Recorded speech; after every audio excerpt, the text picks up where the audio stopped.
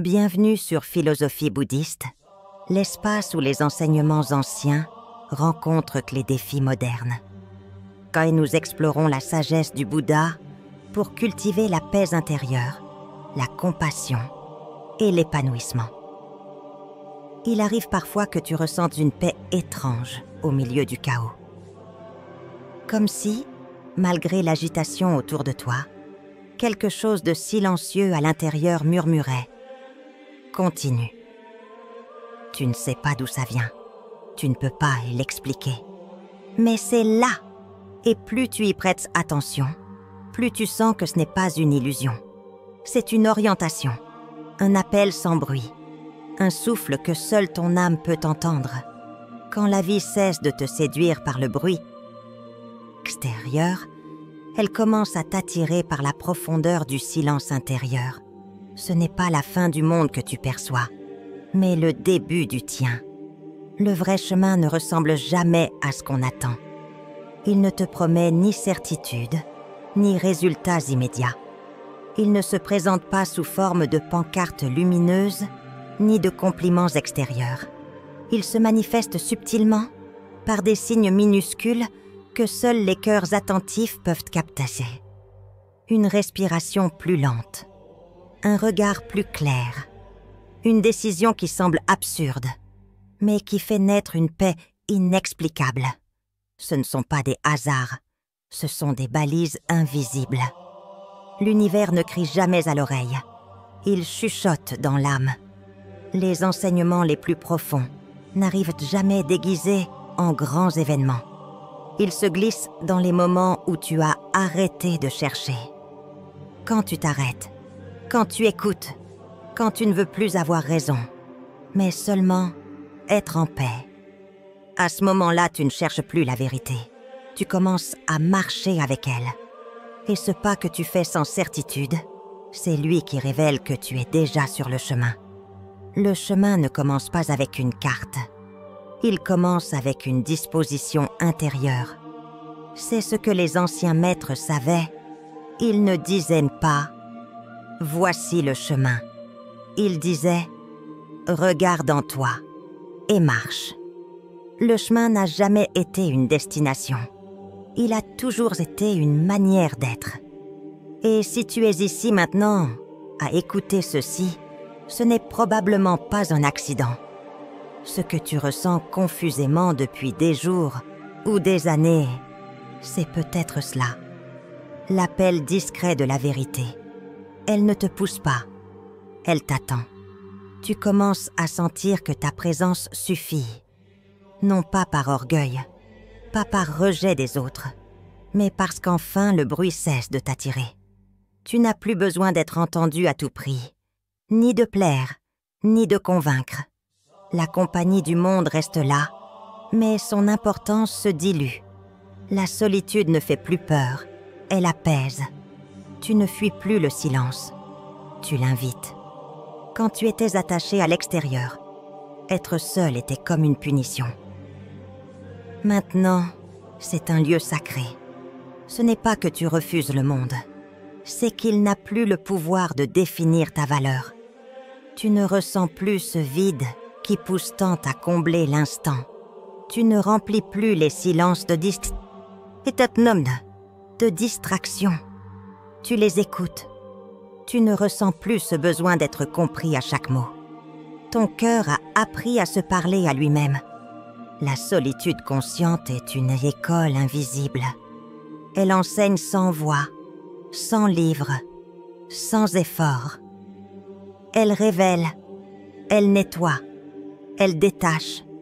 Dans ce vide apparent, tu découvres une présence qui t'avait toujours accompagné, mais que tu n'avais jamais appris à regarder. Cette présence, c'est la tienne. Délestée de rôle, d'attente, de devoir. Simple, nu, paisible. Et si tu ressens que quelque chose se transforme quand tu es seul, si tu ne ressens plus l'urgence d'appartenir ou de remplir le silence, alors tu n'es pas perdu. Tu te rappelles. Tu te rappelles que tu n'as jamais eu besoin d'être validé pour être réel. Que ta lumière ne dépend d'aucun témoin. C'est cela, l'un des premiers signes. Quand le silence devient un refuge et non une punition, le chemin commence à apparaître, non plus dehors, mais en toi. Les choses s'éloignent. Les portes se ferment. Les visages se floutent. Et pourtant, tu ne résistes pas. Tu ne t'effondres pas. Tu observes. Tu laisses aller. Non pas parce que tu es devenu indifférent, mais parce que quelque chose en toi a cessé de s'agripper. Tu ressens que ce qui part ne devait pas rester. Que ce qui se ferme n'est pas contre toi, mais pour toi. Avant, chaque perte était une blessure. Maintenant, elle devient une libération. Il ne s'agit pas de renoncer par fatigue, mais de relâcher ce qui ne veut plus tenir ta main. C'est comme si tu comprenais enfin que la douleur ne venait pas de la faim, mais de l'attachement. Tu ne perds rien. Tu rends ce qui n'est plus en alignement. Un homme s'accrochait à une corde suspendue, au-dessus d'un précipice. Il criait, suppliant qu'on le sauve. Mais il ne voyait pas que le sol n'était à quelques centimètres sous ses pieds. Il aurait suffi de lâcher. Par peur, il tenait.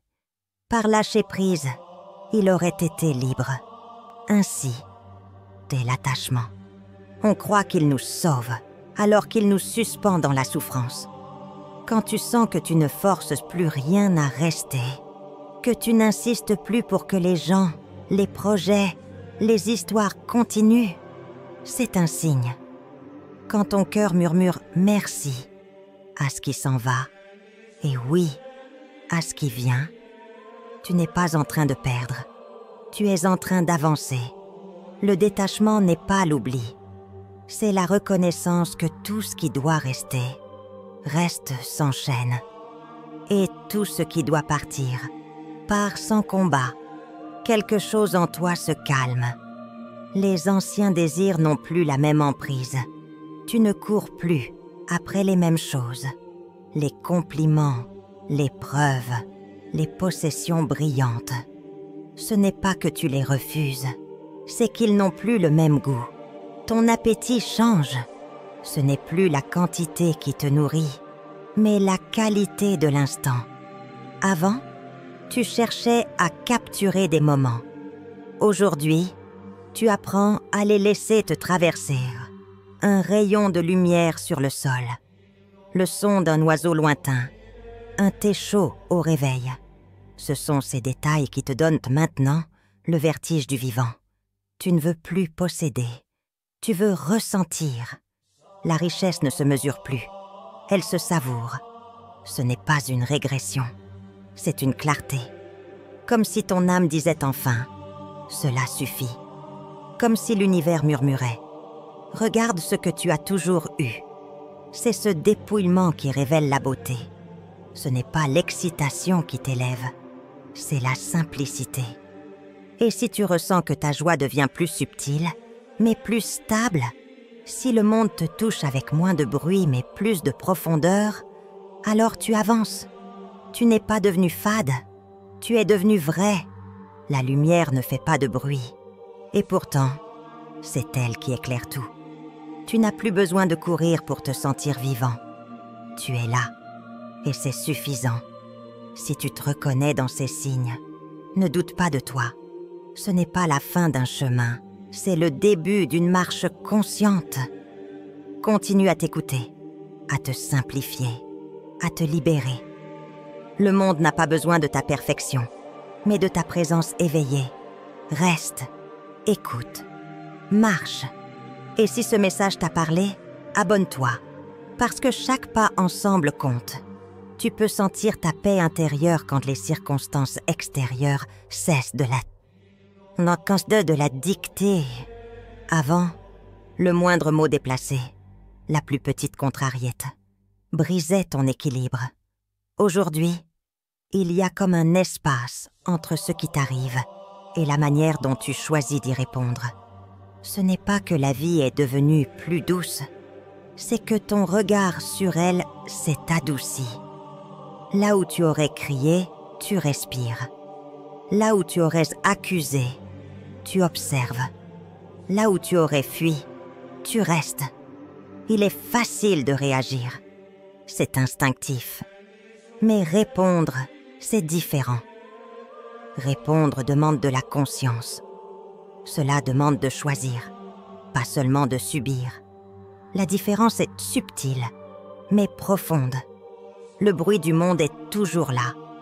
Insultes, jugements, malentendus. Mais tu ne les laisses plus pénétrer jusqu'à ton cœur. Tu les vois passer, comme des nuages dans le ciel. Tu reconnais leur présence sans leur donner le pouvoir de troubler ton ciel intérieur. Un maître a un jour dit « La paix ne vient pas de l'absence de guerre extérieure, mais de l'absence de guerre intérieure. » Et tu le comprends maintenant. Car, même si le chaos t'entoure, tu sais que ton calme ne dépend plus de l'extérieur. Ton silence est plus fort que le bruit des autres. Et quand quelqu'un t'agresse, tu ne te défends pas par l'arme du ressentiment, mais par la force de la compassion. Non pas par faiblesse, mais par maîtrise. Si tu arrives à rester silencieux quand la colère voudrait hurler, à respirer quand l'ego voudrait se défendre, à sourire quand l'orgueil voudrait triompher, alors tu n'es plus esclave de tes émotions. Tu es devenu maître de ta paix. Ce chemin est lent, mais il est sûr. Chaque pause consciente est une victoire.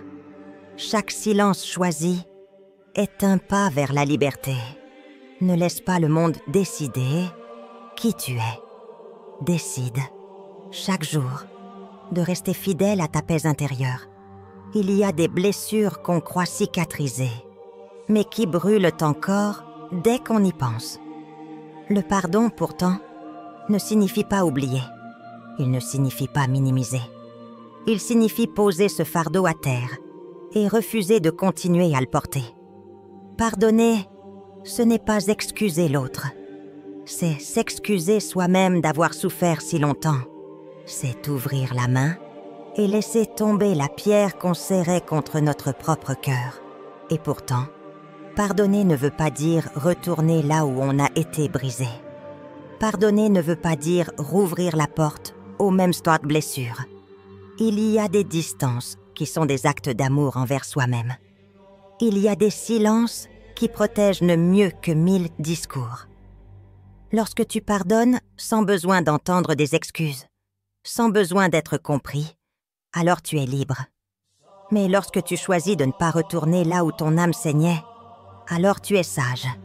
Les sages disent que porter la haine, c'est comme boire du poison en espérant que l'autre en souffre. Toi seul souffres. Quand tu verses enfin ce poison dans la terre et que tu bois à la source de ta paix, tu redeviens vivant. Tu ne pardonneras peut-être pas d'un coup. Tu n'oublieras peut-être jamais complètement. Mais à chaque respiration, tu choisis de ne plus être prisonnier de ce passé. Ce n'est pas une faiblesse, c'est un courage. Celui de dire « Je ne veux plus que cette douleur définisse mon présent ». Et si tu ressens qu'au fond de toi, cette blessure commence à perdre son emprise, si tu peux penser à ceux qui t'ont fait du mal sans que ton cœur se serre, alors tu es en train de marcher. Pardonner est un acte silencieux. Marcher sans haine est un acte de grandeur. Continue, sans te retourner. Tu découvres que le silence contient parfois plus de vérité qu'un long discours. Là où avant toi, qu'aurais rempli les vides par des mots inutiles, tu laisses maintenant l'espace parler à ta place. Tu parles moins, mais tes mots touchent davantage. Parce qu'ils ne cherchent plus à convaincre. Ils expriment simplement ce qui est vrai pour toi. Ta parole devient intentionnelle, épurée, présente. Ce n'est pas que tu n'as plus rien à dire. C'est que tu n'as plus besoin de prouver. Ta valeur ne dépend plus de ta capacité à te faire comprendre. Tu laisses aux autres le droit de ne pas saisir. Tu laisses au silence le pouvoir de nourrir. Dans ces silences, tu te découvres plus vivant que dans tous les débats. L'essentiel ne se crie pas, il se vit. Un maître disait que l'homme sage est celui dont les silences sont entendus. Plus tu avances sur le chemin, plus tu ressens cela. Le vacarme extérieur t'amuse, mais ne t'appelle plus. Tu choisis de parler quand c'est nécessaire, quand ça peut paiser, éclairer ou guider. Pas pour remplir, ni pour séduire. Et souvent, tu préfères ne rien dire du tout, parce que tu sais que la présence suffit. Si tu sens que ton besoin de parler diminue, que tes silences ne sont plus pesants mais pleins, alors tu es en train d'avancer. La vérité ne fait pas de bruit, mais elle remplit tout l'espace. Laisse tes actions parler quand les mots deviennent vains. Et quand tu parles, que chaque mot soit une offrande de paix, pas un appel à l'approbation. Le silence est ton allié, pas ton ennemi. Reste-y. Tu as longtemps cherché des réponses, des objectifs, des raisons d'être. Tu croyais qu'un jour, quelque part, tu trouverais enfin ce qui comblerait ce vide intérieur. Et puis un jour, peut-être aujourd'hui, tu t'es arrêté.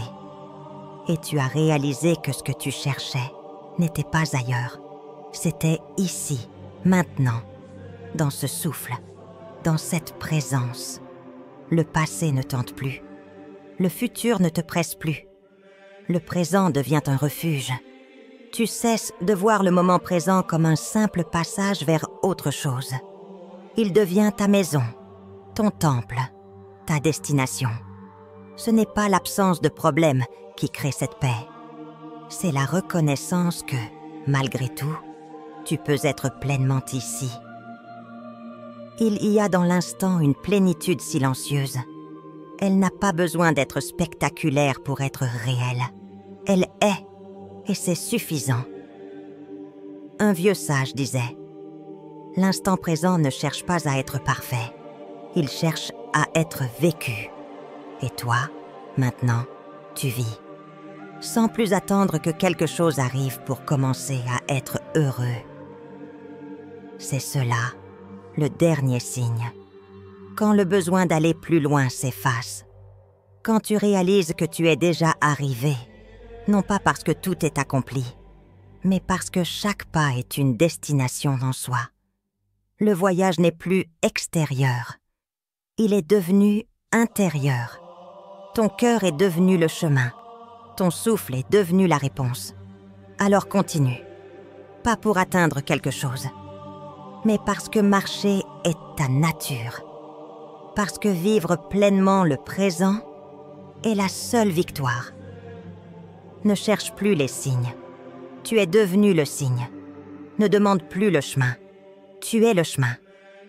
Si ces mots ont résonné en toi, si quelque part une petite voix intérieure t'a dit « Continue », alors ne t'arrête pas ici. Abonne-toi. Parce que ce voyage, tu n'as pas à le faire seul. Parce qu'ensemble, on avance plus loin, plus profond. Appuie sur le bouton, reste avec nous et marchons encore.